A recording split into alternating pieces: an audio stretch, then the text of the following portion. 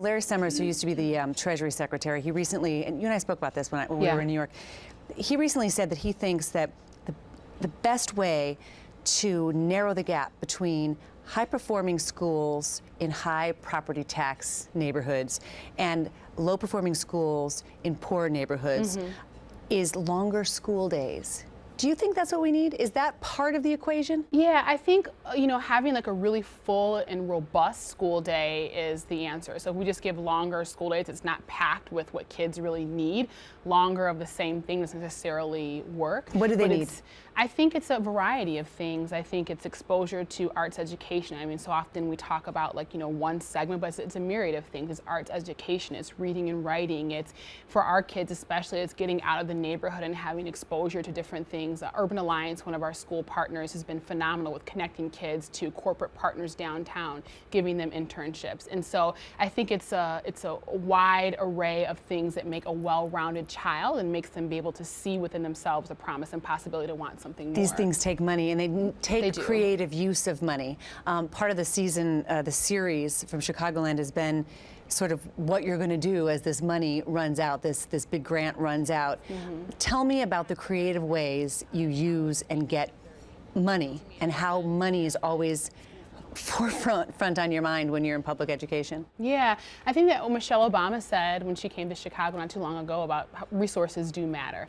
And so we had our grant for 4 years at $1.6 million for that 4 years, and we were able to be more creative. So everything from lowering class sizes to deploying full-time advocates to go to the homes to make sure there was a connection between home and school if kids weren't showing up. So sending someone to the home. Wow. Right. So after-school programs, not traditional after-school programs, but also programs that focus on mentoring youth who might not necessarily want to stay for a basketball program, but who might need jobs, those types of things.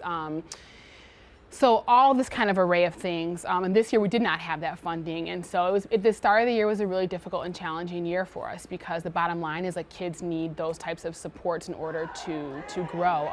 One example is I think our Read 180 program that we had that we weren't able to fund this year for kids who come in significantly below in terms of reading scores.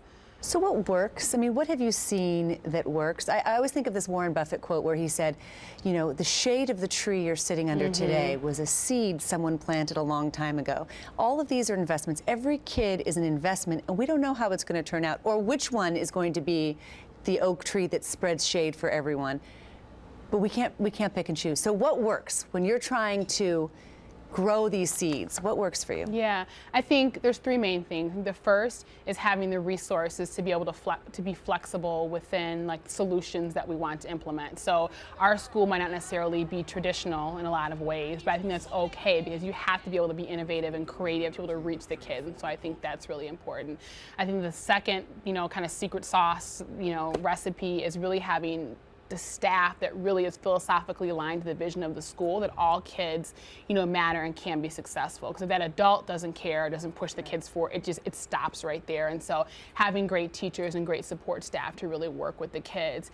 And then three is just those partnerships, with other outside organizations to help support the work, because we're in school from 8 to 3, but we're trying to really remedy a lot of issues that happen on the outside so they don't trickle back into the school. And so it's critical to have those partnerships, obviously to expose the kids to the idea of what that is, but also to help them want more for their own lives.